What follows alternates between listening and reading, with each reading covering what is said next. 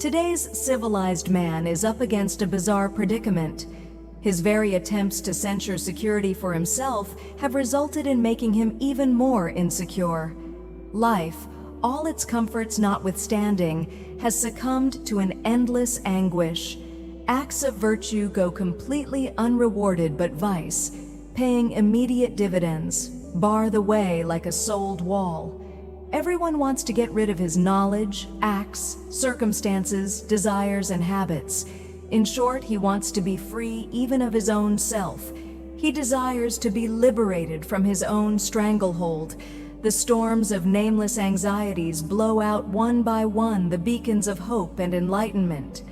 The thinking faculties of the present-day man are in disarray. The profusion of leaders has created a vacuum of leadership. Mankind, once a unity, has been split up into factions. No one trusts anyone. Man no longer trusts even his own self. When the future itself is murky, then the present, full of comforts though it may be, also appears to be meaningless. Everyone wishes to play the savior nowadays. It is like the outbreak of a messianic epidemic. And all this at a time when everybody seems to bear a gravestone on his head, and those who wish to lament mourn in fact for themselves. The just and unjust demands of living have become so massively threatening that human beings, face to face with their own helplessness and disability, are cracking up. Knowledge is on the increase and is available to more and more people. But as the libraries overflow with books, man's heart becomes emptier of peace and tranquility. Our craze for the acquisition of life's comforts is like a strangling creeper choking up our thoughts and feelings. If Socrates were reborn now, he would be forced to drink hemlock again. Feelings are dead now. Today's tragedy is that tragedy itself is dead, and no one can spare a moment to mourn its demise. Men cannot understand why and to what end are heavenly commandments needed during their terrestrial vagabondage. Machines have robbed men of their decency. Sins have rendered prayers ineffective. There is such light that the vision cannot function.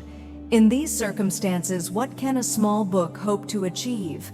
But here is something well worth pondering upon, namely that although the world is flooded with people and there is no end to the tide of rising population, each newborn child enters the arena with complete assurance and faith, heralding his arrival with the announcement that much has been achieved, but a great deal still remains to be done. A lamp visible from afar in the dark of the night cannot illuminate the way, but it helps to create a mood which in turn allows the wayfarer to shake off despondency and move towards hope. And the goal of certainty is but a few steps away from hope. For the man of ideas, the ideas emanate without sound, without words. But if these ideas have to be expressed, they need words. Very often the words tend to obscure the ideas. The reader, therefore, is requested to keep an eye not only on the ideas which the words propound, but also on the ideas which words can never properly convey.